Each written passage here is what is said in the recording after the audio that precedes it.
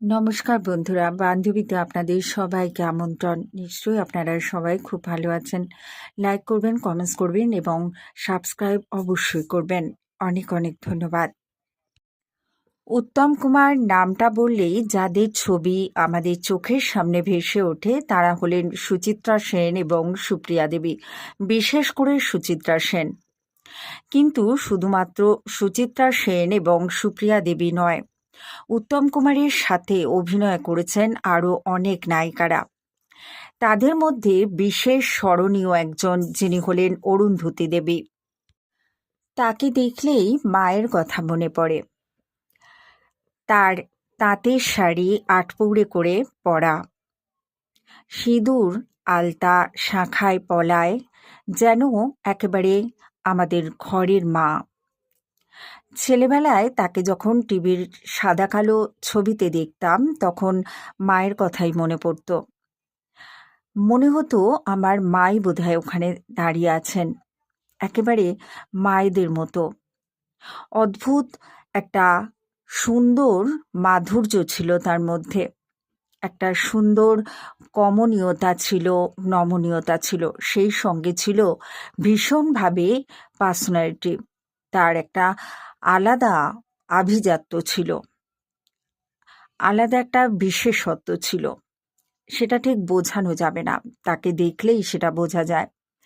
তার শরীরে যেন একটি আলোর ছটা বের হতো। মনে হতো তিনি যেখানে দাঁড়িয়ে আছেন, তিনি যেখানে বসে আছেন, তার শরীর থেকে যেন অদ্ভুত একটা আলো ঠিকরে বেরোচ্ছে।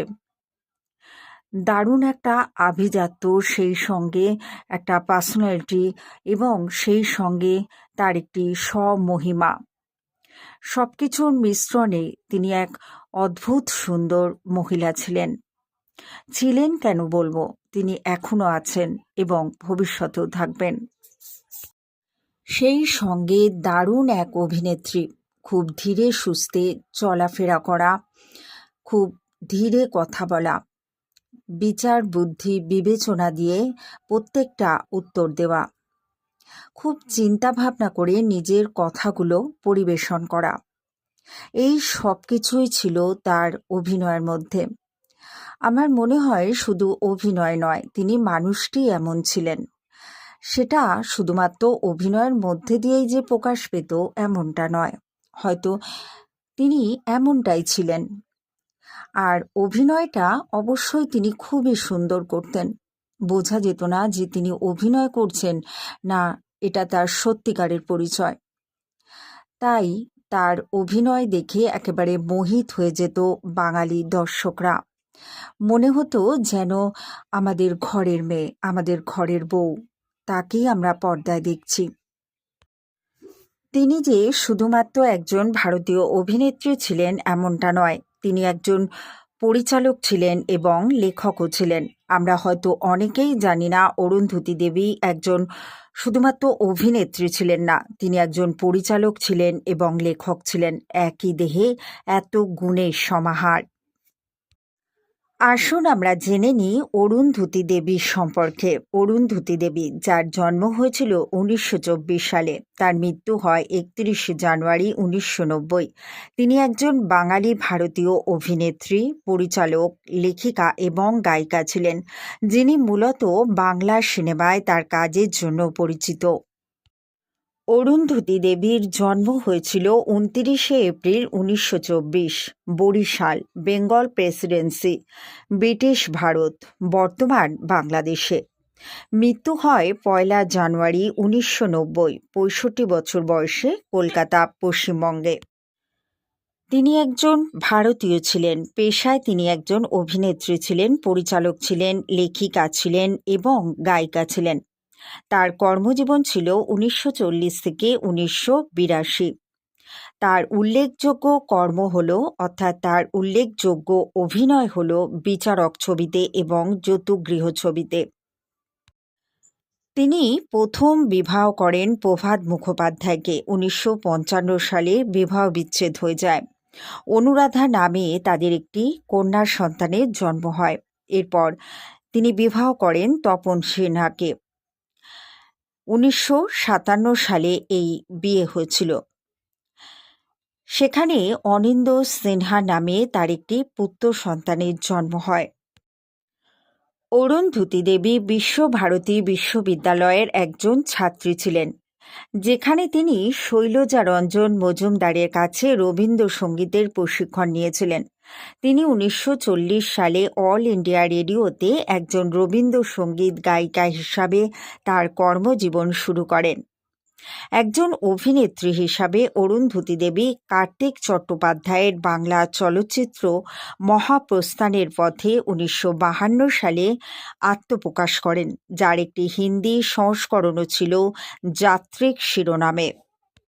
পরবর্তীতে তিনি 1956 সালে নবজন্ম ছবিতে দেবকী কুমার বসুর সাথে অভিনয় করেন। 1956 সালে চলাচল ছবিতে অভিনয় করেন এবং 1957 সালে পঞ্চতপা ছবিতে অসিত সেনের সাথে অভিনয় করেন। প্রভাত কুমার মুখোপাধ্যায়ের মতো পরিচালকের সঙ্গেও তিনি কাজ করেছেন। 1956 সালে মা ছবিতে অভিনয় করেন। 1957 সালে তিনি মমতা ছবিতেও অভিনয় করেন। 1959 সালে বিচারক ছবিতে অভিনয় করেন। 1960-এ আকাশ পাতাল এবং তপন সিনহার সাথে 1958-তে কালামাটি, 1961-তে ঝিন্দের বন্দি, 1964-তে যৌতুকগৃহ। 1963 সালে তিনি বিজয় বসু পরিচালিত জাতীয় পুরস্কার বিজয়ী বাংলা চলচ্চিত্র ভগিনী নিবেদিতায় অভিনয় করেন। ভগিনী নিবেদিতা 1962 সালের এই ছবিতে নাম ভূমিকার জন্য শ্রেষ্ঠ অভিনেত্রীর জন্য BFJA পুরস্কারে ভূষিত হন।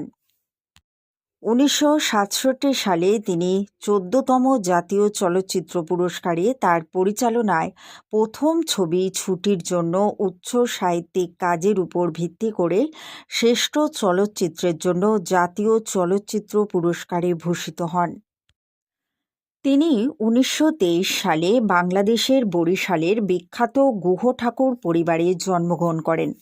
পারিবারিকভাবে সাংস্কৃতিক পরিবেশের মধ্যেই বেড়ে উঠেছিলেন। ছোটবেলায় নৃত্য ও সঙ্গীতের অনুশীলন করেন ও গান শেখেন। বিশ্বভারতী বিশ্ববিদ্যালয়ের অধ্যাপক শৈলজা রঞ্জন মজুমদার ছিলেন তার সঙ্গীত শিক্ষক। সঙ্গীত ও নৃত্য ছাড়াও অভিনয়ের প্রতি আকর্ষণ ছিল। মাত্র 6 বছর বয়সে অভিনয়ে হাতেখড়ি হয়। রবীন্দ্রনাথের ডাকঘর নাটকে অমলের ভূমিকায় অভিনয় করেছেন।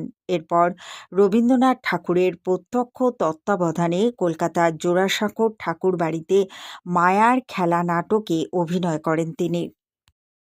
খ্যাতনামা চলচ্চিত্র নির্মাতা প্রতিষ্ঠান নিউ থিয়েটার্সের মহাপ্রস্থানের পথে 1952 সালের এই ছবিতে অভিনয়ের মাধ্যমে চলচ্চিত্র জীবনে প্রবেশ করেন।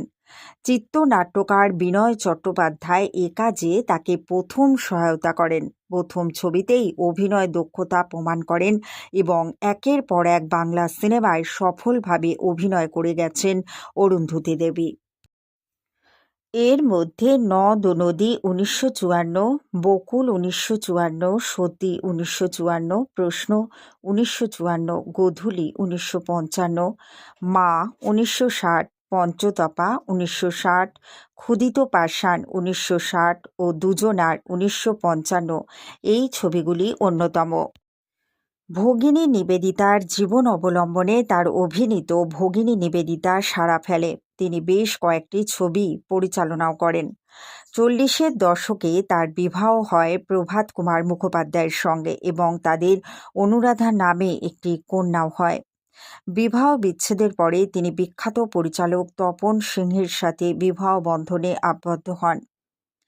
তাদের এক পুত্র অনিন্দ সিংহ পেশায় বিজ্ঞানী। যে বিখ্যাত চলচ্চিত্রগুলিতে তিনি অভিনয় করেছিলেন: 1976 সালে হারমোনিয়াম, 1964 যৌতুকগৃহ, 1963 ন্যায়দণ্ড, 1962 শিউলিবাড়ি, 1962 ভগিনী নিবেদিতা, ভগিনী নিবেদিতার ভূমিকায়, 1961 ঝিন্দের বন্দি, 1960 ক্ষুধিত পাষাণ, 1960 ইন্দ্রধনু, 1960 আকাশ পাতাল, 1959 বিচারক। এই ছবির প্রযোজকও ছিলেন তিনি। 1959 শশীবাবুর সংসার, 1959 পুষ্পধনু ১৯৫৮ মানময়ী গার্লস স্কুল নীহারিকা চরিত্রে, ১৯৫৬ চলাচল, ১৯৫৬ নবজন্ম, ১৯৫৫ দস্যুমোহন, ১৯৫৫ দুজনে, ১৯৫৫ গোধূলি, ১৯৫৪ ছেলে কার মিলি চরিত্রে, ১৯৫৪ নদ ও নদী, ১৯৫২ মহাপ্রস্থানের পথে রানী চরিত্রে, ১৯৫২ রানীর চরিত্রে যাত্রিক বাংলা চলচ্চিত্র মহাপ্রস্থানের পথের হিন্দি সংস্করণ রানীর চরিত্রেই। পরিচালক হিসেবে তিনি যেসব ছবিতে কাজ করেছেন: ১৯৮৫ গোকুল, ১৯৮৩ দীপার প্রেম, ১৯৭২ প্রদীপ ইসির বর্মী বাক্স, ১৯৬৯ মেঘ ও রৌদ্র, ১৯৬৭ ছুটি। তিনি পরিচিতি পেলেন অভিনেত্রী হিসাবে। মার্জিত স্বভাব, অভিজাত চেহারার জন্য অরুন্ধতী দেবীকে বলা হতো ওমেন অফ ক্লাস, এবং ছবিও আঁকতেন খুব সুন্দর। গানের গলা তো ছিলই, এছাড়া তিনি নাচও জানতেন। একসময় ছবি আঁকাকেই জীবিকা হিসাবে বেছে নেবেন বলে স্থিরও করেছিলেন। তখন সঙ্গীত ভবন তেমন সরগরম নয়, সবে গড়ে উঠছে।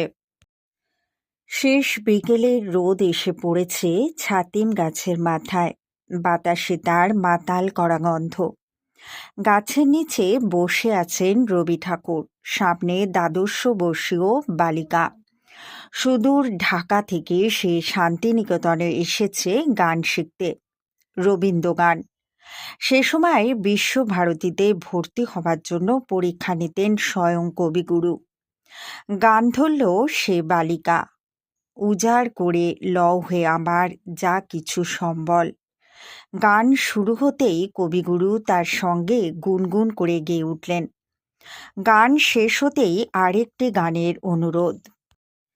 সে আবার গান ধরল, গান শেষ হলো। কবিগুরু আরও একটি গান শুনতে চাইলে সে চুপ করে রইল।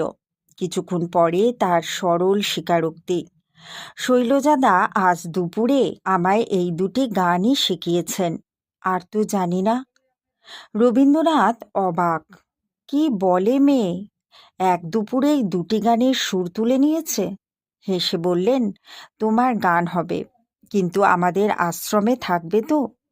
কত মেয়ে আসে, গান শেখে, কি সুন্দর গায়, তারপর একদিন পাখির মতো ফুরুত করে উড়ে যায়। তুমি যেন সেরকম করো না, তুমি যেও না। কিন্তু ভাগ্যের কি পরিহাস! কবিগুরুর সংশয়ই সত্যি হয়েছিল ভবিষ্যতে। সেদিনে সেই বালিকাই অরুন্ধতী দেবী। প্রভাত মুখোপাধ্যায়ের সঙ্গে তিনি সংসার পাতলেন কলকাতায় এসে। গান অন্দরের অন্তরেই রয়ে গেল, বরং অভিনয় জগতেই হয়ে উঠল তার পরিচয়ের আধার। মাথার উপরে ঝাঁ ঝাঁ রোদ, গানের নেশায় দৌড় দিতেন উত্তরায়ণ অভিমুখে। পুষ্পধনু ছবিতে উত্তম কুমারের মুখে সেই সংলাপ মনে পড়ে, যেখানে অরুন্ধতীর নাচের সঙ্গে তাকে বাঁশি বাজানোর অনুরোধ করায় তিনি বলছেন, নেশাকে পেশা করার বাসনা আপাতত আমার নেই। অরুন্ধতীর জীবনেও ঘটনাটা অনেকটা একই রকম। গান ছিল তার আনন্দের আকাশ, তাকে পেশা করে সেই আনন্দ থেকে নিজেকে কখনো বঞ্চিত করতে চাননি তিনি। অভিনয় তাকে পরিচিতি দিয়েছিল ঠিকই, কিন্তু গানেই তিনি খুঁজে পেতেন আশ্রয়। ওপার বাংলা থেকে এপার বাংলায় পাড়িও সেই গানের জন্যই।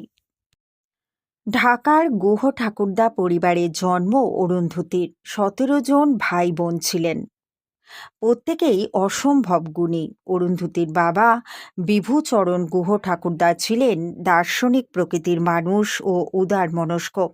তিনি মন্দিরে দাঁড়িয়ে আরতিও দেখতেন, ব্রাহ্ম সমাজে বক্তৃতাও শুনতে যেতেন, চার্চে প্রার্থনা করতেন, আবার মসজিদেও যেতেন।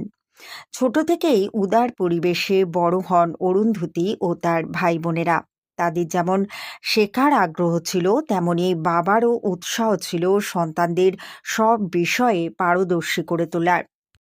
অরুন্ধতীর ছোট পিসি ও পিসেমশাই ছিলেন রবীন্দ্র অনুরাগী। তারা তখন শান্তিনিকেতনে থাকতে শুরু করেছেন। রবীন্দ্র ভাবনায় উদ্বেলিত দুজনেই। তারাই অরুন্ধতীকে ঢাকা থেকে ডেকে নিয়ে আসেন শান্তিনিকেতনে।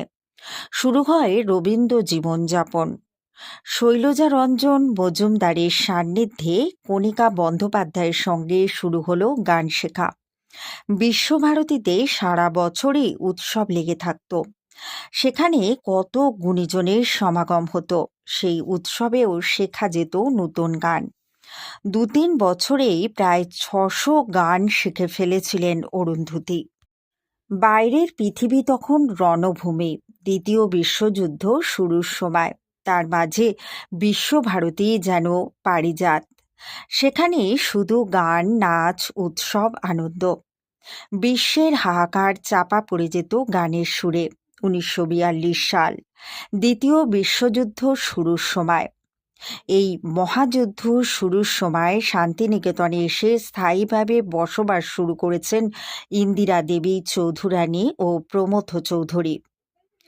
ইন্দিরা দেবী পরিচিত ছিলেন বিবিদি নামে। শৈলজা রঞ্জনের কথায় বিবিদি ছিলেন গানের খনি। এক সাক্ষাৎকারে অরুন্ধতী বলেছিলেন, বিবিদির কাছে ভানু সিংহের পদাবলী, মায়ার খেলা ও আরও অনেক নাটকের গান শিখেছিলাম। তখন আমার কলেজ। অফ পিরিয়ড হলেই দৌড়ে চলে যেতাম উত্তরায়ণ। মাথার উপরে তখন ঝাঁঝা রোদ, পথও অনেকটা। কিন্তু গানের নেশা এমন পেয়ে বসেছিল যে ওসব অসুবিধে গ্রাহ্য করতাম না। বিবিধি হয়তো খেতে বসেছেন, কি রান্না করছেন, আমাকে দেখলেই বলতেন, ওই টিপয়ের উপর খাতা পেন্সিল আছে, নোটেশন করে নাও। আমি সুর তোলার সঙ্গে সঙ্গে নোটেশন করে নিতাম। এই আদায় করার ব্যাপারে আমাদের যতখানি উৎসাহ ছিল, বোধহয় তার চেয়ে বেশি তাগিদ ছিল ওর নিজের। গান গাওয়ার যেমন আনন্দ ছিল, তেমনই ছিল গান শেখার। ইন্দুলেখা দেবী, কণিকা বন্দ্যোপাধ্যায়, সুচিত্রা মিত্র সকলের সঙ্গেই গান গেয়েছেন অরুন্ধতী দেবী। শান্তিনিকেতনের দিনগুলি ছিল তার কাছে ব্রহ্মচর্য অধ্যায়ের মতোই। সেখানে একদিকে চলত গান, অন্যদিকে চলত নাচ। গানের মতোই তার নাচ শেখার সঙ্গী ছিলেন কণিকা। গুরু ব্রজবাসী ও বালকৃষ্ণ মেননের কাছেও নাচ শিখেছিলেন অরুন্ধতী। কলকাতায় গীতবিতান প্রতিষ্ঠার সময় অরুন্ধতী, কণিকারা একসঙ্গে মায়ার খেলা নৃত্যনাট্য করেছেন। অরুন্ধতী শান্তা আর কণিকা সেজেছিলেন প্রমোদা। নাটকের রিহার্সালে কবিগুরু নিজে গান গাইতেন আর বিবিধি বসতেন পিয়ানোয়। অভিভূত হয়ে রবীন্দ্রনাথের গান শুনতেন অরুন্ধতী, যদিও তখন তিনি শান্তার ভূমিকায়। মন পড়ে থাকত গানে। নাটক শেষ হতেই বিবিধির কাছ থেকে সেই সব গান তুলে নিতেন। অনেকেই হয়তো ভেবেছিলেন সঙ্গীতই হবে তার পরিচয়, কিন্তু জীবনে কোনো কিছুই নিশ্চিত নয়। এক সাক্ষাৎকারে শৈলজা রঞ্জন দুঃখ করে বলেছিলেন, নুকু যদি শুধু গান নিয়ে থাকতো তাহলে আমার 2 ছাত্রীর স্থান হতো একই আসনে। বিশ্বভারতীতে কণিকা বন্দ্যোপাধ্যায় ও অরুন্ধতী দেবী পরিচিত ছিলেন মোহর ও নুকু নামে। বিশ্বভারতীতে যখন পরীক্ষার রেজাল্ট বেরোলো, তখন নুকু প্রথম ও মোহর দ্বিতীয় স্থান পেয়েছিলেন। নাচ গান তো ছিলই, ছবিও আঁকতেন খুব সুন্দর। একসময় ছবি আঁকাকেই জীবিকা হিসাবে বেছে নেবেন বলে স্থির করেছিলেন। তখন সঙ্গীত ভবন তেমন সরগরম নয়, সবে গড়ে উঠছে। এদিকে কলাভবন ততদিনে জমজমাট। নন্দলাল বসুর ধ্যানপীঠ বলা যায় তাকে। ছবি আঁকার মধ্যে আর এক জগৎ আবিষ্কার করে ফেললেন অরুন্ধতী। যে ভাব গানে প্রকাশ করতে পারতেন না, তাই যেন পরিস্ফুট হয়ে উঠত তুলির টানে। বিশ্বভারতী যেন অরুন্ধতীর 2 কাঁধে 2টি ডানা জুড়ে দিয়েছিল। তাতে ভর করে বিশ্বের কত কি যে ওই প্রাঙ্গণে বসেই শিখে ফেলেছিলেন তার হিসেব নেই। নরম একতাল মাটির ডেলা যেভাবে হাতের গুণে সুন্দর পুতুলের গড়ন পায়, অরুন্ধতীকে সেভাবেই তৈরি করেছিল রবীন্দ্র চর্চা ভাবনা। গান্ধীজির অনশন ভঙ্গ উপলক্ষে অরুন্ধতীর ডাক এলো। গানকে ভালোবাসলেও তাকে পেশা হিসাবে নির্বাচন করতে চাননি অরুন্ধতী। গান ছিল তার সাধনা, আরাধ্য।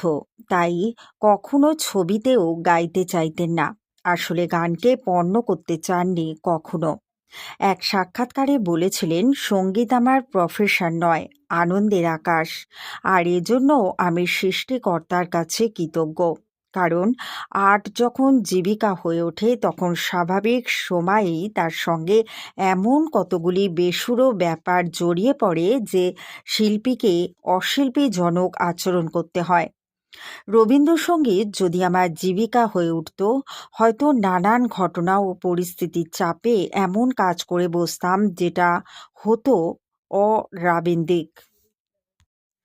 আজ যে এমন স্বচ্ছ দৃষ্টিতে সব বিষয়কে দেখতে পাচ্ছি, কারোর উপর কোনো রাগ দেশ না রেখে, তার কারণ রবীন্দ্রসঙ্গীত আমার প্রফেশন নয়, এবং সেই কারণেই কোনো শিল্পী আমার প্রতিদ্বন্দ্বী নন, সবাই আমার বন্ধু।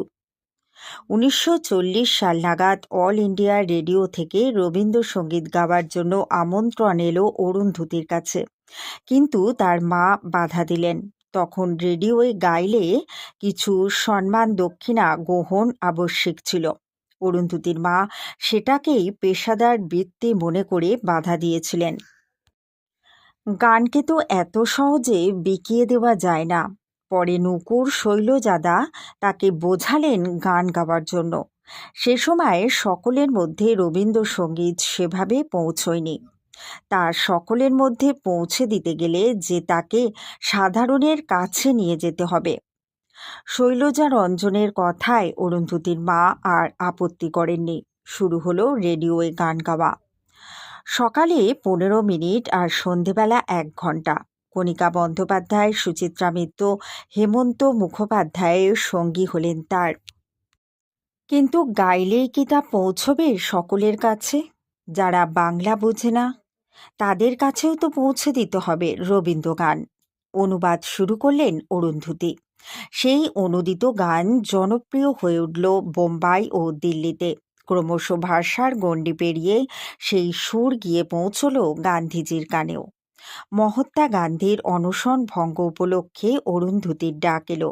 গান্ধীজির প্রিয় দুটি গান শোনাতে হবে তাকে, যদি তোর ডাক শুনে কেউ না আসে, এবং আমায় ক্ষম হে ক্ষম।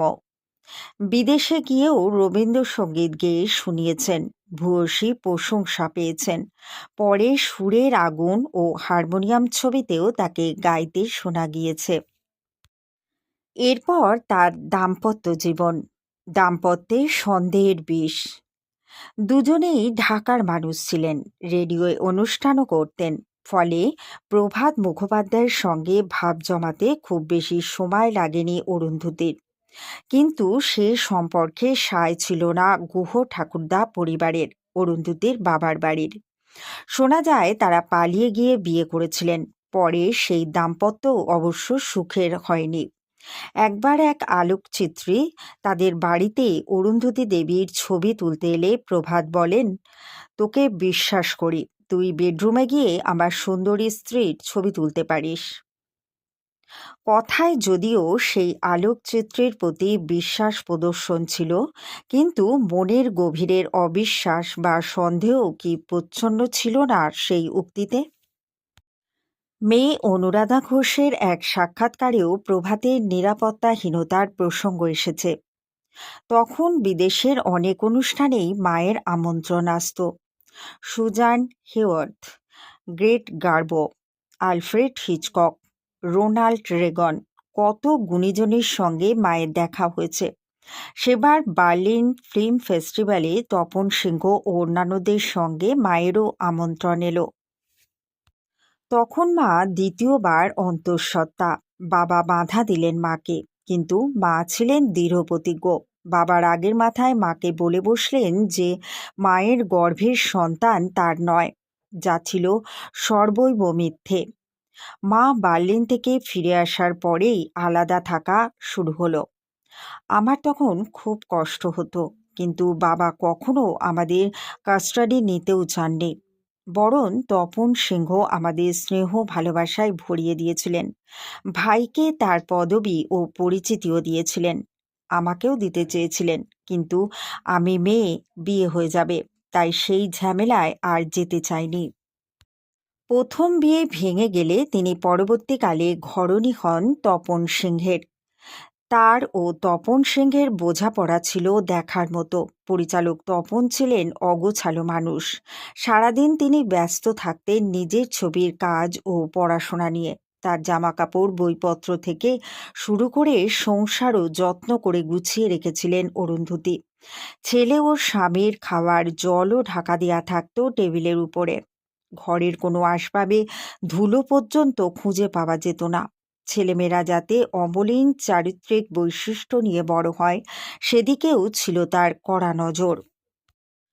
ছেলে অনিন্দ তখন এক নামী কনভেন্টে পড়ছে। স্কুল থেকে ফিরে কি এক কথা প্রসঙ্গে বঙ্কিমচন্দ্র চট্টোপাধ্যায়কে সে উল্লেখ করল মিস্টার চ্যাটার্জি বলে। সেটুকুও কান এড়ায়নি অরুন্ধতীর। সঙ্গে সঙ্গে তিনি সিদ্ধান্ত নিলেন স্কুল বদলের। সেখান থেকে ছেলেকে নিয়ে এসে ভর্তি করে দিলেন অন্য স্কুলে। সেদিনের সেই কড়া অনুশাসনই কিন্তু তার ছেলের ভবিষ্যতের ইমারতের ভিত্তিপ্রস্তর স্থাপন করে দিয়েছিল। মেয়ের ব্যাপারেও ছিল একই ধরনের নিয়মানুবর্তিতা।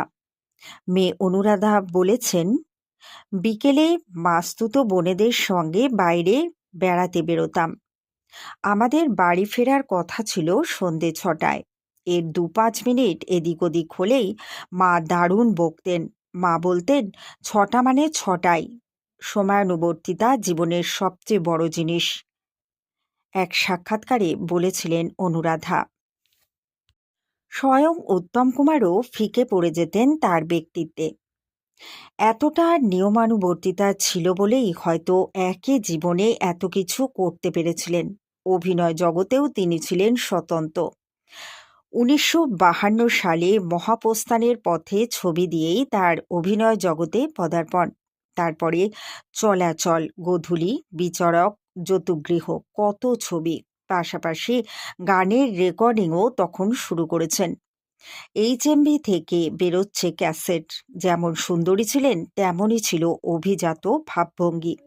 ফলে খ্যাতি পেতে বেশি সময় লাগেনি। তিনি যখন অভিনয় করতে আসেন সুচিত্রার সৌন্দর্যে, তখন আপামর বাঙালি কাবু। তার মাঝেও আলাদা করে লাইমলাইট কেড়ে নেন অরুন্ধতী। এমনকি পুরুষ প্রধান ছবিতেও তিনি আলাদা করে নজরে পড়তে শুরু করলেন। তার আদব কায়দা, সংবাদ বলার ধরন সবেতেই ছিল অভিজাত ভঙ্গি। সেই সময়ের এক কাগজে তাকে উইমেন অফ ক্লাস বলেও অভিহিত করা হয়।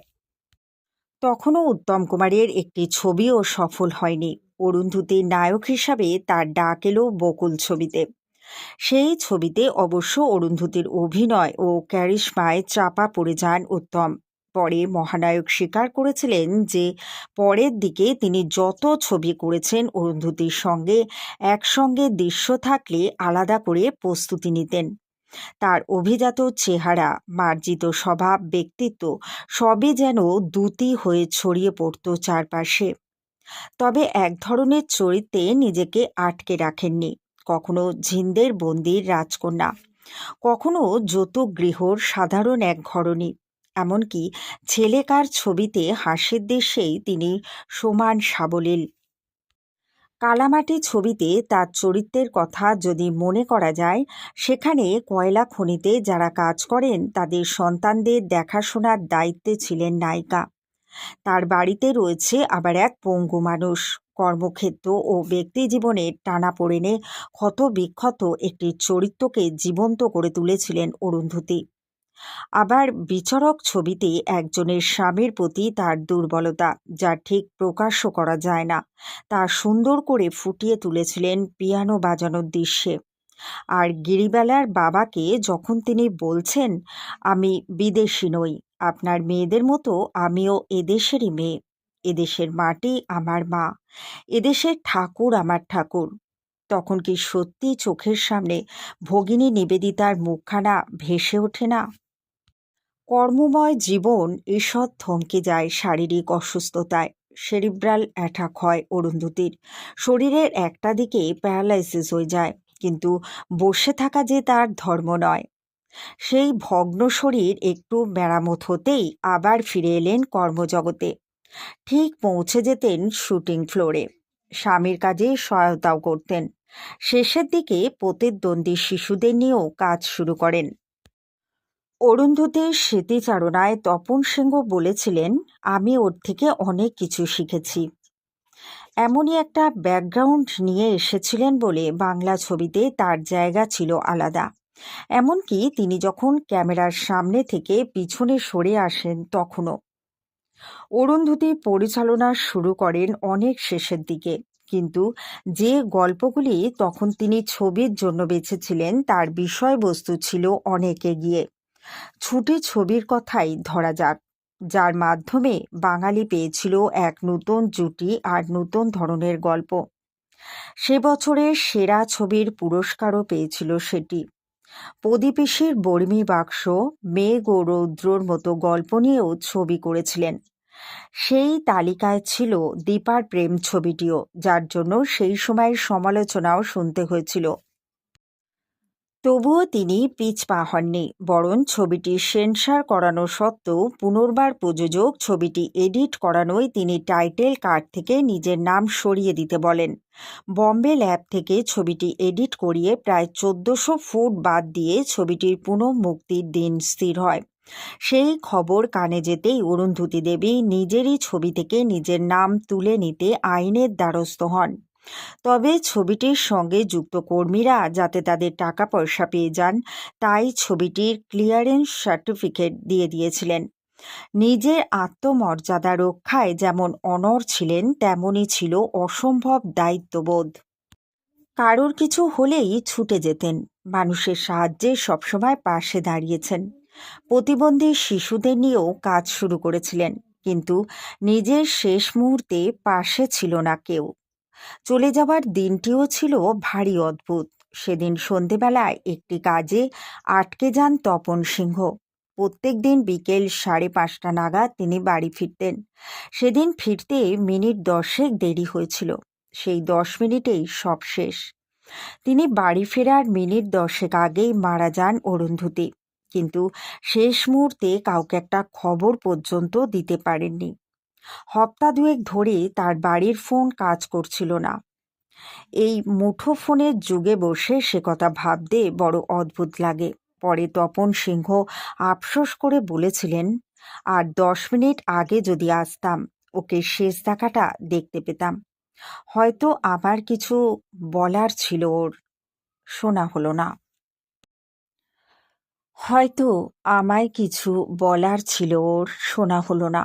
হয়তো আমারও ওকে কিছু বলার ছিল, ওরও শোনা হলো না। এমনটাই হয়। জীবনের শেষ মুহূর্তে হয়তো অনেক কিছু বলার থাকে, অনেক কিছু শুনতে চায় মানুষ, কিন্তু বলা হয় না আর শোনাও হয় না। অর্ধ সমাপ্ত থেকে যায় জীবনটা। অরুন্ধতীর দ্বিতীয় ছবি ছুটি, ১৯৬৭ সাল। তার সঙ্গীত তত্ত্বাবধানে এই ছবিতে আমার হাত ধরে তুমি ও আমার জীবন নদীর ওপারে গান দুটি প্রতিমা বন্দ্যোপাধ্যায়ের কণ্ঠে অমর হয়ে আছে। প্রথম সুরারোপ করেছিলেন ১৯৬২ সালে পীযূষ বসুর শিউলিবাড়ি ছবিতে। তার সুরে মৃণাল চক্রবর্তী গেয়েছিলেন রাই জাগো রাই জাগো। গানটি উত্তম কুমারের লিপে। অমর পালের কণ্ঠেও গানটি ছবিতে শোনা যায়। আরও একটি গান ছিল আজও মন্দিরে ও মা। দ্বিতীয় ছবি ১৯৬৭ সালে ছুটি। তার সঙ্গীত তত্ত্বাবধানে এই ছবিতে আমার হাত ধরে তুমি ও আমার জীবন নদীর ওপারে গান দুটি প্রতিমা বন্দ্যোপাধ্যায়ের কণ্ঠে অমর হয়ে আছে। চিন্ময় চট্টোপাধ্যায় ও প্রতিমা বন্দ্যোপাধ্যায় গেয়েছিলেন রবীন্দ্রসঙ্গীত। এই লভিনু সঙ্গতব। আংশিক ব্যবহার হয়েছিল নাই নাই যে বাকি সময় আমার। ঘরেতে ভ্রমর এলো গুনগুনিয়ে আমার মন কেমন করে, রবীন্দ্রসঙ্গীত। এছাড়াও ছবিতে শোনা গিয়েছিল রজনী প্রভাত হলো জাগো মন বিহঙ্গম, ডিমাক ডিমাক ডিম ডুমরু বাজাইয়ে গান। মেঘ ও রৌদ্র তৃতীয় ছবি, ১৯৭০ সালে। অরুন্ধতীর সঙ্গীত পরিচালনায় মান্না দে গেয়েছিলেন না চাহিলে যারে পাওয়া যায় রবীন্দ্রসঙ্গীতটি। এছাড়াও বলিগো সজনে যেও না, সকল জনম ভরে, ওলসই ওলসই, রবীন্দ্রসঙ্গীত গেয়েছিলেন প্রতিমা বন্দ্যোপাধ্যায়। কবির গুহ ঠাকুরদা। ছিল অমর পালের কণ্ঠে সোনার মানুষ ভাসছে রসে ও সোনার মানুষ নইদাপুরে বাউল গান। চতুর্থ ছবি প্রদীপেশের বর্মী বাক্স মুক্তি পায় 1972 সালে। মঞ্জুশ্রী চক্রবর্তী গেয়েছিলেন নজরুল গীতি কে নিবি ফুল, শ্যামাসঙ্গীত দয়াময়ী নামটি মাগো। সত্যেন্দ্রনাথ দত্তের পালকি চলে গগনতলে ছড়াটি ব্যবহার করা হয়েছিল। 1984 সালে মুক্তিপ্রাপ্ত দীপার প্রেম তার পঞ্চম তথা শেষ সুরারোপিত ছবি। এই ছবিতে রবীন্দ্রসঙ্গীত গেয়েছিলেন অরুন্ধতী হোম চৌধুরী। তোমার খোলা হাওয়া ও শ্রেয়া গুহ ঠাকুরদা গেয়েছিলেন যতবার আলো জ্বালাতে চাই। এছাড়াও গেয়েছিলেন প্রতিমা বন্দ্যোপাধ্যায় ও ভূপেন হাজারিকা। রবীন্দ্রনাথের পর বাংলা ছোট গল্পের ভুবনে যে কজন বিশেষ স্থান দখল করে আছেন তাদের অন্যতম সুবোধ ঘোষ। তার অন্যতম জনপ্রিয় গল্প যৌতুকগৃহের মাধুরী রায় হিসেবে তাকে 1964 সালে সেলুলয়েডে বন্দী করেছিলেন বিখ্যাত চলচ্চিত্রকার তপন সিংহ। তাতে শতদল দত্তের ভূমিকায় ছিলেন মহানায়ক উত্তম কুমার। উত্তম কুমারের বিপরীতে তিনি আরও কিছু ছবিতে অভিনয় করেছিলেন। উত্তমের সঙ্গে তার অভিনীত উল্লেখযোগ্য ছবিগুলি হচ্ছে নবজন্ম 1956, মানময়ী গার্লস স্কুল 1958, জিন্দের বন্দী 1961, বিচারক 1962 প্রভৃতি। হ্যাঁ, অরুন্ধতী দেবীর কথাই বলা হচ্ছে। তিনি 1925 সালে বাংলাদেশের বরিশালের বিখ্যাত গুহ ঠাকুরদা পরিবারে জন্মগ্রহণ করেন। পারিবারিকভাবেই একটা সাংস্কৃতিক পরিবেশের মধ্যে বেড়ে উঠেছিলেন তিনি। ছোটবেলায় নৃত্য ও সঙ্গীতের অনুশীলন করেছেন। অরুন্ধতী দেবী গান শিখেছেন বিশ্বভারতীর অধ্যাপক শৈলজারঞ্জন মজুমদারের কাছে। সঙ্গীত ও নৃত্য ছাড়াও তখন থেকে তার ঝোঁক ছিল অভিনয়ের প্রতি। মাত্র 6 বছর বয়সে অভিনয়ে হাতেখড়ি। রবীন্দ্রনাথের ডাকঘর নাটকে অমলের ভূমিকায় অভিনয় করেছেন। এরপর রবীন্দ্রনাথের প্রত্যক্ষ তত্ত্বাবধানে কলকাতার জোড়াসাঁকো ঠাকুর বাড়িতে মায়ার খেলা নাটকে অভিনয় করেন তিনি। বিখ্যাত চিত্র নির্মাতা প্রতিষ্ঠান নিউ থিয়েটার্সের মহাপ্রস্থানের পথে 1952 সালে অভিনয়ের মাধ্যমে চলচ্চিত্রে তার পথ চলা শুরু। চিত্রনাট্যকার বিনয় চট্টোপাধ্যায় নিউ থিয়েটার্সের সঙ্গে তাকে যোগাযোগ করিয়ে দেন। প্রথম ছবিতেই অভিনয়ের নিজস্ব ধারায় তার বিশিষ্টতা প্রমাণ করেন। এরপর আর থেমে থাকেননি। একের পর এক ছবিতে অভিনয় ক্ষমতার উজ্জ্বল স্বাক্ষর রেখে এগিয়ে গেছেন। এসবের মধ্যে নদ ও নদী 1954, বকুল 1954, সতী 1954, প্রশ্ন 1954, গোধূলি 1955, মা 1960, পঞ্চতপা 1960, ক্ষুধিত পাষাণ 1960 ও দুজনার 1955 অন্যতম। শুধু অভিনয় নয়, তিনি বেশ কয়েকটি ছবি পরিচালনাও করেন। চলচ্চিত্র পরিচালক হিসেবেও অরুন্ধতী দেবী যে উল্লেখযোগ্য তা বোঝা যাবে নির্মাল্য আচার্য ও দিব্যেন্দু পালিত সম্পাদিত শতবর্ষে চলচ্চিত্র গ্রন্থে অনিল চৌধুরী রচিত সিনেমার বিভিন্ন দিক নিবন্ধের কিছু অংশ পাঠ করলে। তাতে তিনি লিখেছেন, সিনেমায় বিভিন্ন শিল্পকলা জড়িত, যেমন সাহিত্য, নাটক, অভিনয়, সঙ্গীত ইত্যাদি। এসব একসঙ্গে মিলিত হয়ে একটি নতুন শিরায় রূপান্তরিত হয়, যার নাম সিনেমা। অল্প সংখ্যক পরিচালক ওই বিভিন্ন শিল্পকলায় পারদর্শী এবং সিনেমা তৈরির নানাবিধ জ্ঞানে নিজেকে সমৃদ্ধ করে পরিচালক হতে পেরেছেন।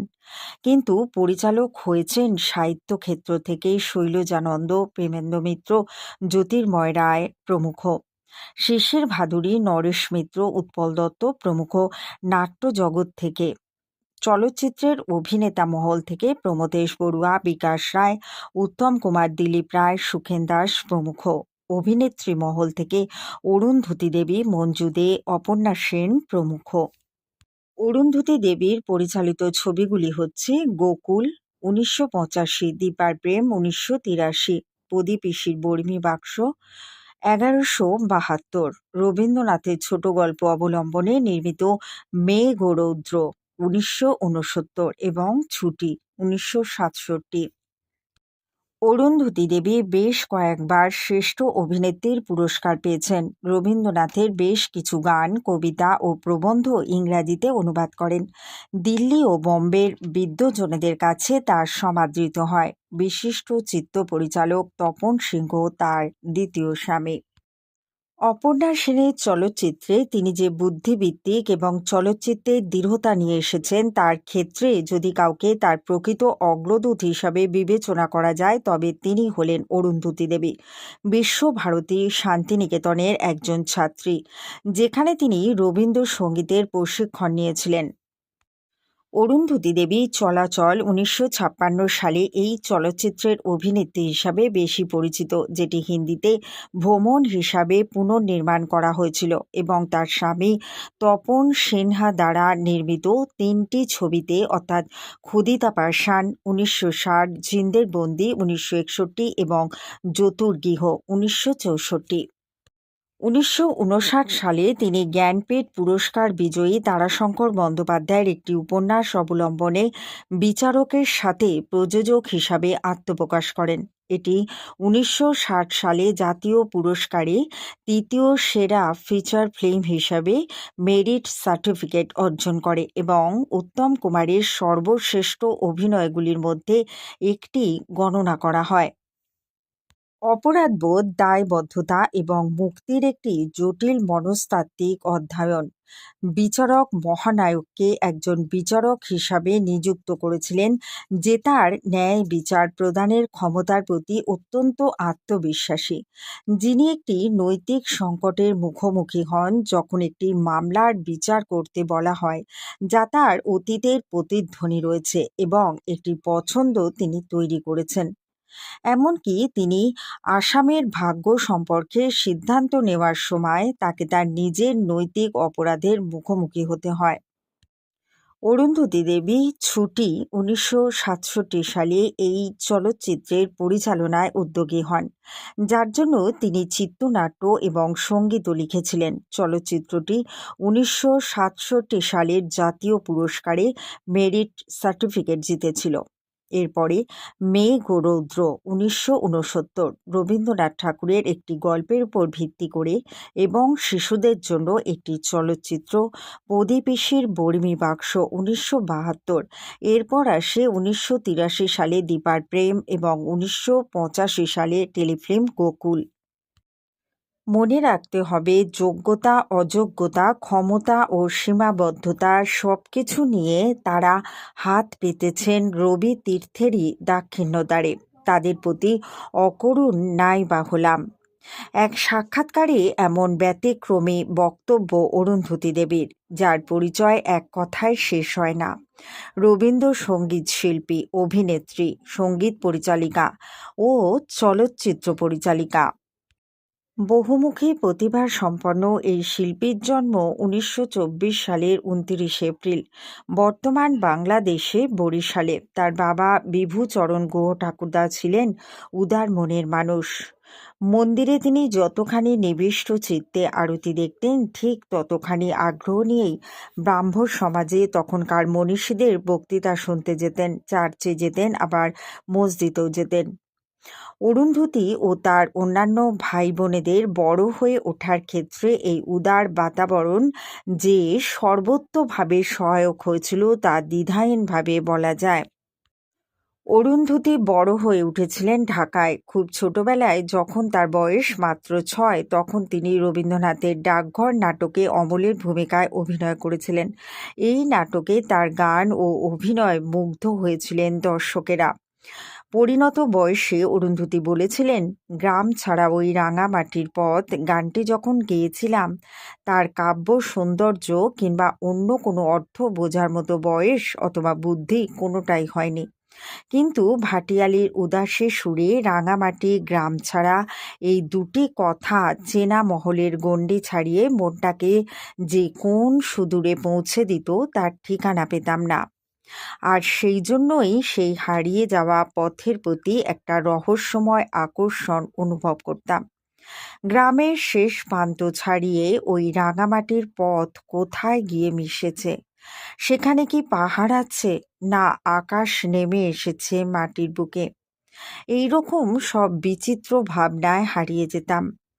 গান গেয়ে মেডেল পেয়ে আনন্দ হয়েছিল নিশ্চয়ই, কিন্তু তার চেয়েও অনেক বড় আনন্দে মনটা ভরে ওঠে এখন, যখন ভাবি ছোটবেলায় ওইসব গান গেয়েছিলাম বলেই তো কল্পনার ছোঁয়ায় মনটা এমন রঙিন হয়ে উঠতে পেরেছিল। সুকন্ঠী অরুন্ধতীর গান শেখার শুরু শৈশবেই। ঢাকায় থাকতে নিত্য গোপাল বর্মণের কাছে গান শিখতেন। কলকাতায় এসে সুরসাগর হিমাংশু দত্তের কাছে নিয়মিত শিখেছেন অতুল প্রসাদী, নজরুল গীতি সহ অন্যান্য গান, বাংলা গান। সব গানই সমান অনুরাগে গাইতাম এবং শিখতাম। তিনি আরও বলেছেন, রবীন্দ্রসঙ্গীতে তার ভালোবাসা তৈরি হলো শান্তিনিকেতনে আসার পর। আমার ছাত্রজীবন কেটেছে ওখানেই। ছোট পিসেমশাই অজিত চক্রবর্তী শান্তিনিকেতনে শুরু থেকেই ছিলেন। গুরুপল্লীর প্রথম বাড়িটা ছিল তারই। ছোট পিসেমশাই এবং পিসিমা লাবণ্যলেখা চক্রবর্তীর দাক্ষিণ্যেই আমাদের বাড়িতে রবীন্দ্রসঙ্গীত এলো ধারাসারে। সেই সময় শান্তিনিকেতন ছাড়া রবীন্দ্রসঙ্গীত শেখার কোনো জায়গা ছিল না। সৌভাগ্যক্রমে আমার শিক্ষার ভার পড়ল শৈলজাদার উপর, যার মতো গুরু দুর্লভ। ভর্তির দিনে শৈলজা রঞ্জন মজুমদার অরুন্ধতীকে বললেন তার জানা রবীন্দ্রনাথের যে কোনো একটি গান গাইতে, কেননা রবীন্দ্রনাথ সেই গান শুনবেন, তাই যদি কোনো ভুল ত্রুটি থাকে তাহলে তিনি শোনার আগেই ঠিক করে নিতে হবে। আমি একটাই রবীন্দ্রনাথের গান জানতাম, উজাড় করে লও হে আমার যা কিছু সম্বল। গানটি ছিল দেশ রাগের উপর। শৈলজাদা একেবারে নতুন ছাদে ঢেলে সাজিয়ে দিলেন। মাত্র একটা দুপুর সময়, তারই মধ্যে অন্য ঢঙে গাওয়াটা সহজ নয়। কিন্তু এই কঠিন কাজটিও অনায়াসে করেছিলেন অরুন্ধতী, কেননা সে গান যে শুনবেন স্বয়ং রবীন্দ্রনাথ।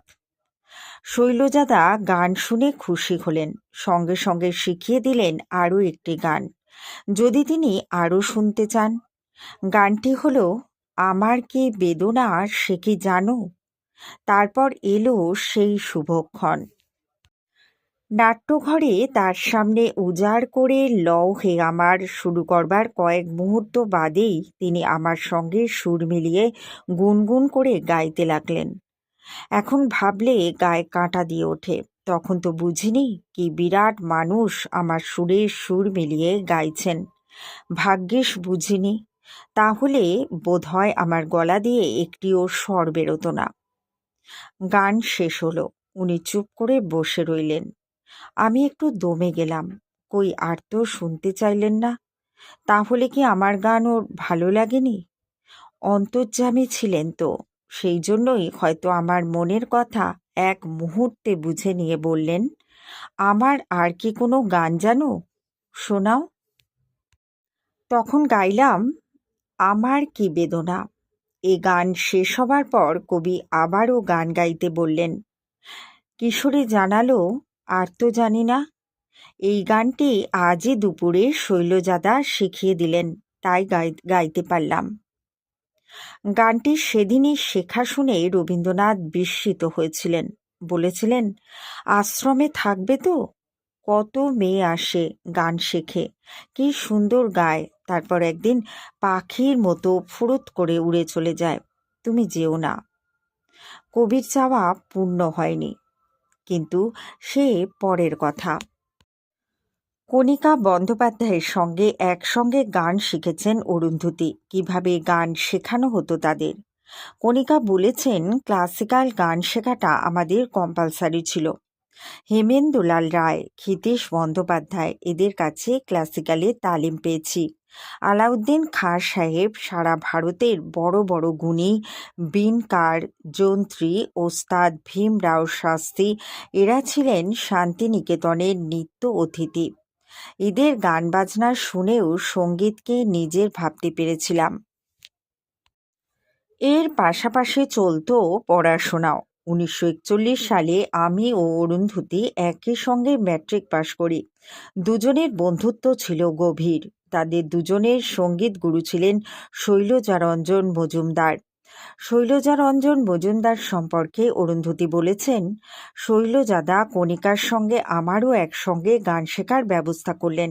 নিজেও অবশ্য আলাদা শেখাতেন, কিন্তু তিনি কত বড় উদার প্রকৃতির মানুষ ছিলেন, আর আমার ভাগ্যটাও কত সুপ্রসন্ন ছিল ভাবা যায় না।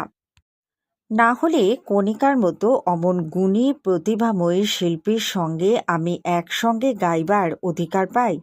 অরুন্ধতী গান শিখেছেন রাজেশ্বরী দত্তর তালিম দেখেও। তাছাড়া রাজেশ্বরীদি যখন গান শিখতেন তার কাছে বসেও অনেক গান শেখা যেত। তখনকার শান্তিনিকেতনে উৎসবের অভাব ছিল না। এই উৎসবের সময় কত গান যে শেখা হয়ে যেত। প্রতিটি শিল্পীর জন্য কি পরিশ্রম যে শৈলজাদা করতেন ভাবা যায় না। এমন শিক্ষক ছিলেন বলেই ২-৩ বছরেই প্রায় ৬০০ গান শেখা হয়ে গিয়েছিল অরুন্ধতীর। ১৯৪২ সাল থেকে ইন্দিরা দেবী চৌধুরানী ও প্রমথ চৌধুরী স্থায়ীভাবে শান্তিনিকেতনে থাকতে শুরু করলেন। সেই সময় অরুন্ধতী ইন্দিরা দেবীর কাছে ভানু সিংহের পদাবলী, মায়ার খেলা সহ আরও অসংখ্য গান শিখেছিলেন। সঙ্গীত শিক্ষার মধ্যে একটি সুবিন্যস্ত ধারার শুরু তখন থেকেই। কিভাবে চলেছিল সেই ধারা? কলেজের অফ পিরিয়ড থাকলেই অরুন্ধতী দৌড়ে চলে আসতেন উত্তরায়ণে। প্রখর গ্রীষ্মের শান্তিনিকেতন, মাথার উপর ঝাঁঝা করছে রোদ, পথও অনেকটা। তখনকার শান্তিনিকেতন আর এখনকার শান্তিনিকেতনে অনেক তফাৎ। গানের টান এমনই যে সব অসুবিধে তখন তুচ্ছ। বিবিদির কাছে তোলা গানগুলি পৌঁছে দিতে হতো শৈলজারঞ্জন মজুমদারকে।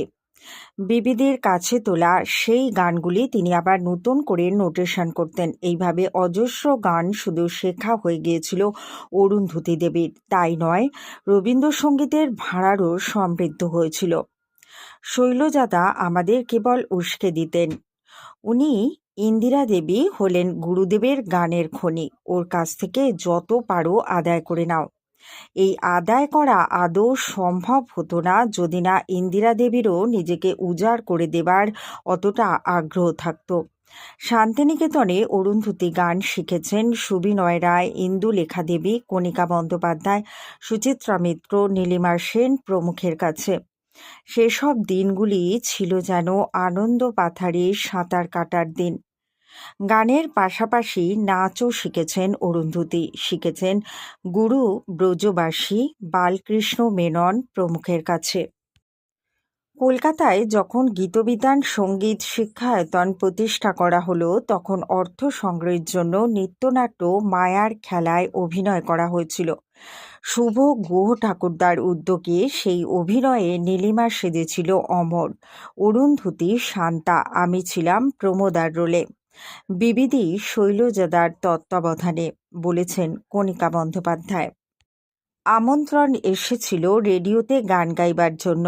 রেডিওয় তখন গান গাইলে সম্মান দক্ষিণা দেয়া হতো। সেই কারণে নারাজ হলেন অরুন্ধতীর মা। কিন্তু শৈলজারঞ্জন মজুমদার বললেন, গুরুদেবের গানের এত বড় ঐশ্বর্য লোকের খবর কটা মানুষই বা জানে। তোমরা শান্তিনিকেতনের ছেলেমেয়েরা যদি মাঝে মাঝে গাও, তার গানের সঙ্গে সবারই পরিচয় হবে। মনে রাখতে হবে, এসব সেই যুগের কথা যখন পাড়ায় পাড়ায় রবীন্দ্রসঙ্গীত শেখার স্কুল ছিল না, ছিল না যত্রতত্র যে কোনো কারণে যে কোনো অনুষ্ঠানে রবীন্দ্রসঙ্গীত গাইবার হিড়িক। রবীন্দ্রনাথের গান তখনও অনেকের কাছে মেয়েদের গান। ১৯৪০ সাল। সকাল ৭টা থেকে ৭টা ১৫ এবং সন্ধেবেলা ৭:৩০ থেকে ৮টা অবধি রবীন্দ্রসঙ্গীত প্রচারিত হতো। মাসে ২বার করে রবীন্দ্রসঙ্গীতের প্রোগ্রাম করতাম আমি, সুচিত্রা, কণিকা, নীলিমা ও হেমন্তবাবু। অরুন্ধতী দেবীর প্রথম রেকর্ড পথে চলে যেতে যেতে, তারপর আকাশতলে দলে দলে, ওগো আমার চির অচেনা পরদেশী ইত্যাদি। রবীন্দ্রনাথের চাওয়া অপূর্ণ রেখে চলচ্চিত্র পরিচালক প্রভাত মুখোপাধ্যায়কে বিয়ে করে অরুন্ধতী শান্তিনিকেতন থেকে চলে গেলেন। সরে গেলেন সঙ্গীত পরিবেশনের জগৎ থেকেও। 1946 সালে পারিবারিক কারণে আমায় গান গাওয়া বন্ধ রাখতে হয়েছিল। সেই সময় কিছু কিছু রবীন্দ্রসঙ্গীত আমি অনুবাদ করেছি, বলেছিলেন অরুন্ধতী। দিল্লি, মুম্বাইয়ের অবাঙালি মহলে সেই অনুবাদ বিশেষ আদৃত হয়েছিল। মহাত্মা গান্ধীর অনশন ভঙ্গ উপলক্ষে অরুন্ধতী দেবীর ডাক এসেছিল গান গাইবার। তিনি শুনিয়েছিলেন গান্ধীজির প্রিয় দুটি গান, আমায় ক্ষম হে ক্ষম আর যদি তোর ডাক শুনে কেউ না আসে। মহাত্মাজির মর্মান্তিক মৃত্যুর পরে রেডিওর শ্রদ্ধাঞ্জলি অনুষ্ঠানেও অরুন্ধতী দেবী গান গেয়েছিলেন একাধিক চলচ্চিত্রেও। ছবি আঁকার প্রতিও গভীর আকর্ষণ ছিল অরুন্ধতীর। অরুন্ধতীর মন কেড়েছিল এই ছবির জগৎ। তিনি বলেছেন, সবচেয়ে মন দিয়েছিলাম বোধহয় ছবি আঁকাতে। হয়তোবা মনের মধ্যে অস্ফুট বাসনা ছিল ছবি আঁকাকেই জীবিকা রূপে গ্রহণ করবার। তা অবশ্য হয়নি। তবে ছবি আঁকা ও ছবি দেখার প্রতি টান তার আমৃত্যু ছিল। বহুমুখী প্রতিভার অধিকারী এই শিল্পী শিল্পের কোনো একটি ধারাতেই নিজেকে বেঁধে রাখেননি, রাখতে চানওনি। চলচ্চিত্র পরিচালক প্রভাত মুখোপাধ্যায়ের সঙ্গে তার বিবাহিত জীবন সুখের হয়নি। আর্থিক সংকটের মোকাবিলা করতে অরুন্ধতী যুক্ত হলেন চলচ্চিত্রের সঙ্গে। গায়িকা হলেন নায়িকা। 1952 সালে প্রবোধ কুমার সান্যালের কাহিনী অবলম্বনে মহাপ্রস্থানের পথে ছবিতে অরুন্ধতী হলেন নায়িকা। ছবিটি হিন্দিতেও হয়েছিল, প্রবল জনপ্রিয়তা পেয়েছিল। এরপর দেবকী কুমার বসুর নবজন্ম, অসিত সেনের চলাচল, পঞ্চদপা, প্রভাত মুখোপাধ্যায়ের মা, মমতা, বিচারক, আকাশ পাতাল, তপন সিংহের কালামাটি, জিন্দের বন্দি, যৌতুকগৃহ ইত্যাদি বহু ছবিতে তার ব্যতিক্রমী অভিনয় দর্শক চিত্ত জয় করেছিল। 1963 সালে ভগিনী নিবেদিতা ছবিতে তার অসামান্য অভিনয়ের জন্য তিনি BFJA পুরস্কার পেয়েছিলেন। সুচিত্রা সেনের সমকালে তিনি অভিজাত্যপূর্ণ অভিনয়ে বাংলা চলচ্চিত্রে এক স্বতন্ত্র স্থান অধিকার করেছিলেন। 1957 সালে বার্লিন ফিল্ম ফেস্টিভ্যালে অরুন্ধতীর যাবার কথা থাকলেও বাধা দিয়েছিলেন প্রভাত মুখোপাধ্যায়। সব বাধা তুচ্ছ করে অরুন্ধতী গেলেন বার্লিন। সেখানে তখন কাবুলিওয়ালা ছবি নিয়ে গিয়েছেন তপন সিংহ। তারপর শোনা যাক তপন সিংহের কথাতেই। এক দীর্ঘ ও নির্জন সন্ধ্যায় অরুন্ধতী মুখার্জি ও আমি বসেছিলাম পার্কে। তাকে একটা গান গাইতে অনুরোধ করলাম। অরুন্ধতী গাইলেন, পথে যেতে ডেকেছিলে মোরে। বার্লিনের সেই সন্ধ্যায় এক গানেই মাত করেছিলেন অরুন্ধতী। আমিও কাত হয়ে গেলাম। পরের ইতিহাসে শ্রীমতী অরুন্ধতী মুখার্জি হলেন শ্রীমতী অরুন্ধতী সিংহ। দুই গুণী ব্যক্তির মিলিত জীবন বড় সুখের হয়েছিল। 1967 সালে বিমল করের খড়কুটো উপন্যাস অবলম্বনে ছুটি ছবি দিয়ে অরুন্ধতী দেবীর চলচ্চিত্র পরিচালনা শুরু হয়। এই ছবিতে তিনি ছিলেন চিত্রনাট্যকার এবং সঙ্গীত পরিচালনা করেছিলেন অরুন্ধতী দেবী। নবাগতা নন্দিনী মালিয়া ও মৃণাল মুখোপাধ্যায় জুটির অনবদ্য অভিনয়ে রবীন্দ্রসঙ্গীতের অপূর্ব প্রয়োগে ছবিটি বাংলা চলচ্চিত্র ধারায় এক ব্যতিক্রমী অধ্যায়ের সূচনা করল। ছবিটি সাহিত্যভিত্তিক শ্রেষ্ঠ চলচ্চিত্রের পুরস্কার পেয়েছিল। এরপর মেঘ ও রৌদ্র, প্রদীপিসির বর্মী বাক্স, দীপার প্রেম ইত্যাদি ছবিতে তিনি তার স্বাতন্ত্র্যের স্বাক্ষর রেখেছেন। একাধিক চলচ্চিত্রে তিনি সুরারোপ করেছিলেন। নিজে গান গেয়েছেন সুরের আগুন ও হারমোনিয়াম ছবিতে।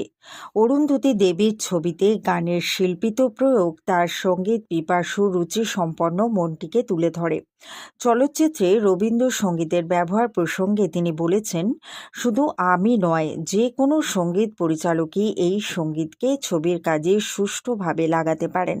কারণ আমাদের প্রতিটি অনুভূতির, জীবনের প্রতি মুহূর্তে সংখ্যাতীত গান আছে রবীন্দ্রসঙ্গীতের ভাণ্ডারে। রবীন্দ্রসঙ্গীত বিষয়ে রবীন্দ্রসঙ্গীতের শিল্পী ও গায়কী বিষয়ে অরুন্ধতী দেবীর ভাবনা ছিল স্বতন্ত্র। শিল্পী নির্বাচনের ব্যাপারেও আমি কোনো বাঁধাধরা কোড বা ডগমায় বিশ্বাসী নই।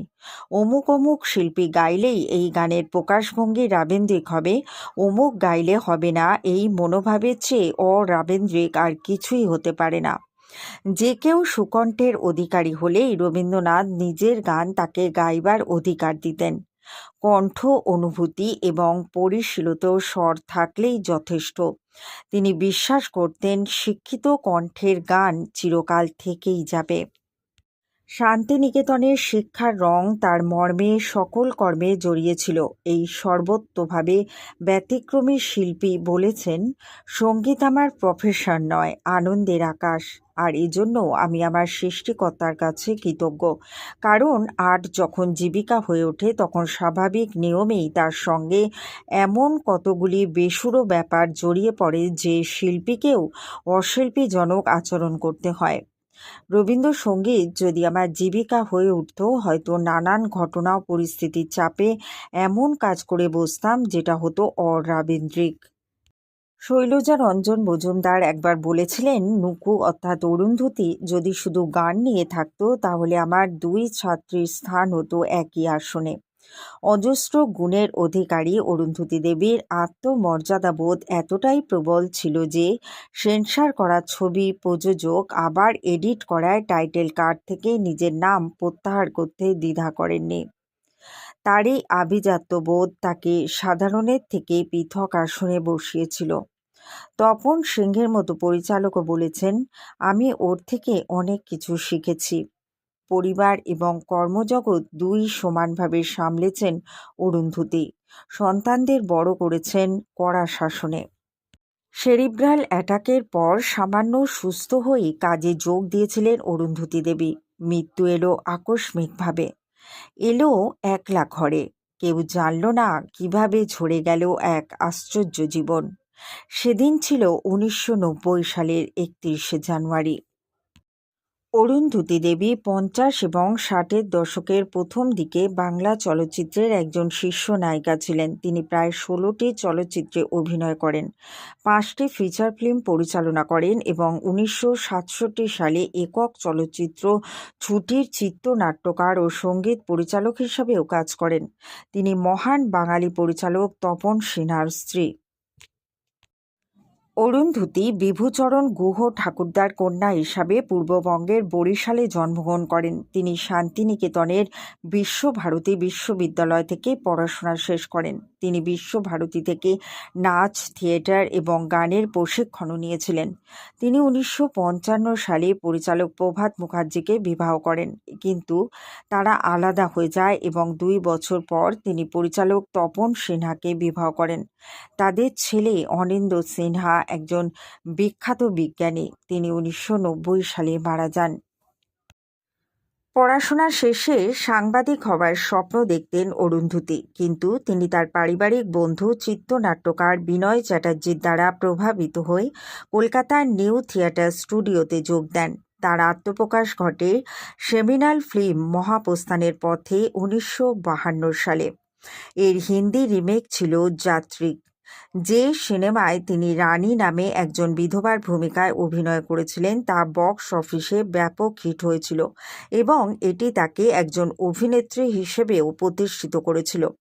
পরে তিনি হিটের পর হিট প্রদান করতে থাকেন। একই সময়ে তিনি থিয়েটার নাটকের সাথেও ব্যস্ত ছিলেন এবং 1950 এবং 1960 এই 2 দশকে তিনি সক্রিয় ছিলেন। ইন্দ্রধনু, শশীবাবুর সংসার এবং পুষ্পধনুকে অরুন্ধতীর সেরা অভিনয় হিসেবে বিবেচনা করা হয়, যদিও সিনেমাগুলি বক্স অফিসে মাঝারি সাফল্য পেয়েছিল। প্রভাত মুখার্জি পরিচালিত বিচারক 1959 এই ছবি দিয়ে তিনি প্রথমবারের মতো প্রযোজক হন এবং চলচ্চিত্রটি জাতীয় পুরস্কার বিভাগে 3য় সেরা চলচ্চিত্রের পুরস্কার লাভ করে। বিজয় বোসের ভগিনী নিবেদিতা 1962 সালে এই ছবিটি ছিল তার অভিনয় জীবনের আরেকটি উল্লেখযোগ্য ভূমিকা। কিন্তু এরপর তিনি ক্যামেরার সামনে অভিনয় না করে পেছনে দাঁড়াতে শুরু করেন। তিনি তার কেরিয়ারে 5টি সিনেমা পরিচালনা করেছেন: ছুটি, মেয়ে গৌরৌদ্র, প্রদীপ ইসির বর্মী বাক্স, দীপার প্রেম এবং গোকুল। অরুন্ধতীর পিতা বিভূচরণ গুহ ঠাকুরদা বরিশালের গুহ ঠাকুরদা পরিবারের একজন বংশধর ছিলেন, একটি পরিবার যার সাংস্কৃতিক কর্মকাণ্ডে আগ্রহ ও পৃষ্ঠপোষকতার জন্য সুপরিচিত ছিল। তিনি রবীন্দ্রনাথ ঠাকুরের প্রতিষ্ঠিত শান্তিনিকেতন আশ্রমে অধ্যয়ন করেন এবং খুব ছোটবেলা থেকেই নাচ, থিয়েটার ও গানের প্রশিক্ষণ গ্রহণ করেন। 1955 সালে পরিচালক প্রভাত মুখার্জির সঙ্গে তার স্বল্পস্থায়ী বিবাহ হয়। যাই হোক, 1957 সালে তিনি বার্লিন চলচ্চিত্র উৎসবে ভারতীয় চলচ্চিত্র পরিচালক তপন সিনহার সাথে দেখা করেন এবং অবশেষে তারা বিয়ে করেন। তাদের ছেলে ভারতীয় বিজ্ঞানী অধ্যাপক অনিন্দ্য সিনহা। তিনি দীর্ঘ অসুস্থতার পর 1990 সালে মারা যান। কলকাতায় অরুন্ধতী তার স্নাতকোত্তর ডিগ্রি পড়া শুরু করেছিলেন এবং সাংবাদিক হতে চেয়েছিলেন। সেখানে তিনি চিত্রনাট্যকার বিনয় চ্যাটার্জির সংস্পর্শে আসেন, যিনি একজন পারিবারিক বন্ধু ছিলেন এবং তার প্রভাবে তাকে নিউ থিয়েটার স্টুডিওর বেতনভোগীতে যোগদানের জন্য নির্বাচিত করা হয়েছিল, যেটি তখনও প্রিমিয়ার ফিল্ম প্রোডাকশন ইউনিট হিসাবে কাজ করেছিল কলকাতার বাইরে। অরুন্ধতী তার সিনেমায় আত্মপ্রকাশ করেছিলেন সেমিনাল ফিল্ম মহাপ্রস্থানের পথে 1952 সালে। এই ফিল্মের মাধ্যমে তিনি প্রথম আত্মপ্রকাশ করেন, যার একটি হিন্দি সংস্করণ ছিল যাত্রিক। কার্তিক চ্যাটার্জি দ্বারা পরিচালিত ছবিটি উচ্চ হিমালয়ে একটি কঠিন যাত্রায় একদল তীর্থযাত্রীকে চিহ্নিত করা হয়েছিল। এটি একটি দুর্দান্ত হিট ফিল্ম ছিল। মহাপ্রস্থানের পথে অরুন্ধতী দেবী রানীর ভূমিকায় অভিনয় করেছিলেন, দৃঢ় ইচ্ছাসম্পন্ন যুবতী বিধবা, যিনি অভি ভট্টাচার্যের অভিনয় করা দলের তরুণ ব্রহ্মচারীর সঙ্গে একটি ভালোবাসার সম্পর্ক গড়ে তোলেন। বাংলা পর্দার আরেকজন উল্লেখযোগ্য অভিনেতা বসন্ত চৌধুরীও এই ছবিতে আত্মপ্রকাশ করেছিলেন, যা তুলসী চক্রবর্তী, শিশির বটব্যাল এবং মলিনা দেবীর চরিত্রের অভিনেতাদের নিয়ে গর্বিত। অরুন্ধতী দেবী 1950-এর দশকের শেষের দিকে এবং 1960-এর দশকের গোড়ার দিকে বেশ কয়েকটি গুরুত্বপূর্ণ ছবিতে অভিনয় করেছিলেন, যা স্পষ্টতই একজন অভিনেতা হিসাবে তার শ্রেষ্ঠ দিন ছিল।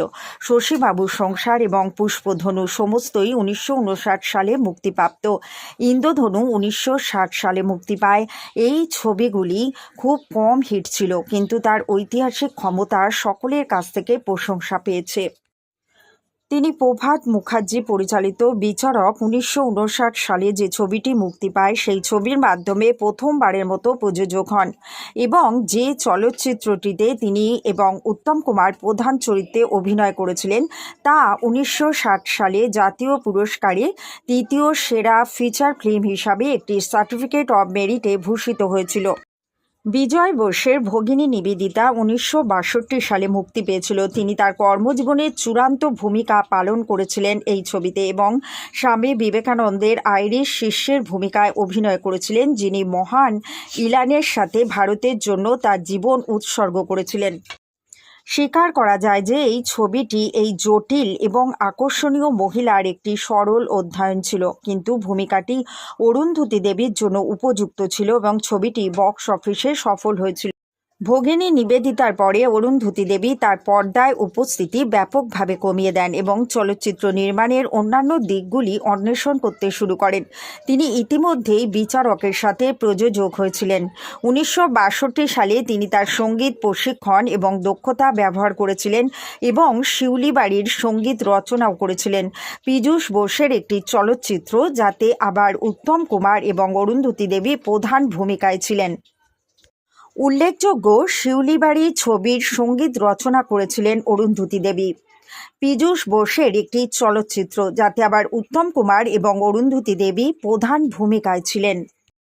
পরিচালক হিসাবে তার প্রথম চলচ্চিত্র ছুটি 1967 সালে, যেটি 1967 সালের জাতীয় পুরস্কারে মেরিট সার্টিফিকেট জিতেছিল। তবে পরিচালক হিসাবে তার সবচেয়ে জনপ্রিয় চলচ্চিত্র হল লীলা মজুমদারের জনপ্রিয় শিশু উপন্যাস অবলম্বনে নির্মিত ছুটি। অভিনেত্রী হিসাবে তার ১৬টি প্রধান চলচ্চিত্র, ১৯৭৬ সালে হারমোনিয়াম, ১৯৬৪ সালে যৌতুকগৃহ, মাধুরী হিসাবে তিনি চরিত্র সেখানে প্লে করেছিলেন, ১৯৬২ সালে ভগিনী নিবেদিতা, যেখানে তিনি ভগিনী নিবেদিতার চরিত্রে অভিনয় করেছিলেন, ১৯৬১ সালে জিন্দের বন্দী, অরুন্ধতী মুখোপাধ্যায়ের চরিত্রে, ১৯৬০ সালে ক্ষুধিত পাষাণ, অরুন্ধতী মুখার্জি চরিত্রে, ১৯৫৯ সালে বিচারক, ১৯৫৯ সালে পুষ্পধনু অরুন্ধতী হিসাবে, ১৯৫৮ সালে মানময়ী গার্লস স্কুল নিহারিকা হিসাবে, ১৯৫৬ সালে নবজন্ম, ১৯৫৫ সালে দস্যু মোহন চপলা ওরফে মিস সন্ধ্যা রায় হিসাবে, ১৯৫৫ সালে দুজনে, ১৯৫৫ সালে গোধূলি, ১৯৫৪ সালে ছেলে কার মিলি হিসেবে, ১৯৫৪ সালে নদ ও নদী, ১৯৫২ সালে মহাপ্রস্থানের পথে রানী হিসেবে, ১৯৫২ সালে যাত্রিক রানী হিসেবে। চলচ্চিত্র পরিচালক হিসাবে ৫টি শিরোনাম তার ছবির: ১৯৮৫ সালে গোকুল, ১৯৮৩ সালে দীপার প্রেম, ১৯৭২ সালে প্রদীপ ইসির বর্মী বাক্স, ১৯৬৯ সালে মেঘ ও রৌদ্র, ১৯৬৭ সালে ছুটি। ১৯৬৭ সালে তিনি স্ক্রিপ্ট রাইটার ছিলেন ছুটি ছবির। ১৯৬৭ সালে ছুটি ছবিতে তিনি মিউজিক কম্পোজার ছিলেন।